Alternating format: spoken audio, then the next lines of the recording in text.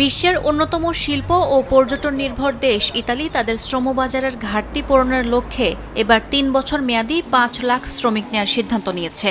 Sponsor ভিসায় শ্রমিক নেওয়ার আবেদন প্রক্রিয়া শুরু হচ্ছে ২৩ অক্টোবর থেকে। বিশ্বের নন ইউরোপিয়ান ৩৮টি দেশ থেকে কর্মী নেবে ইতালি সরকার। ২৩ অক্টোবর সকাল ৯টা থেকে আগামী ৭ ডিসেম্বর পর্যন্ত আগাম ফর্ম পূরণের মাধ্যমে আবেদন প্রক্রিয়া শুরু হচ্ছে।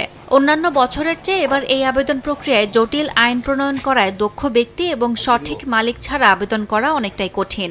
তবে দালাল চক্রের খপ্পর থেকে সতর্ক থাকার আহ্বান জানিয়েছেন প্রবাসী বাংলাদেশিরা। দালাল থেকে সাবধান থাকবেন, কারণ এই দেশে গভর্নমেন্ট জর্জা মেলোনি অত্যন্ত কঠিন আইন করছে যে মালিকদের ব্যাপারে প্রত্যেক মালিকের ডকুমেন্ট 100% ওকে থাকলে ভিসা দিবে, না হলে দিবে না। ভালো মানুষ, ভালো এজেন্সি হোক আর ভালো লোক যারা এগুলি কোয়ালিফাইড লোক, ওদেরকে ফলো করবেন, আদারওয়াইজ অন্য কাউকে বিশ্বাস করবেন না। ইতালিতে শ্রমিক ঘাটতি লেগে আছে। ২০২৩ থেকে ২০২৫ সাল পর্যন্ত ৩ বছরে ৪,৫২,০০০ এবং পরে কোটা বাড়িয়ে তা ৫ লাখের মতো করা হয়েছিল।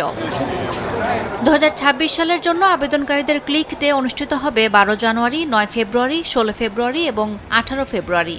আগাম ফর্ম পূরণকারীরা ওই দিন সকাল ৯টায় ক্লিক করে তাদের আবেদন পাঠাতে পারবেন সুনির্দিষ্ট পোর্টালে।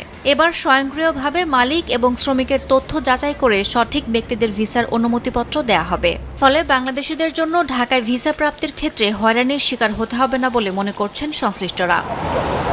সময় সংবাদ, ইতালি।